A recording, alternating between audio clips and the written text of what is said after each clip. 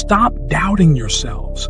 I'll keep coming up with these bullshit excuses as to why you can't achieve your goals and get started, where in reality, if you just shut up and got to work, you'd already be where you wanted to be. Fitness is the start of everything. Like, if you're not taking care of your body, you're not going to get anywhere. And this is why I'm so gung-ho and so ruthlessly intense with my message when it comes down to that.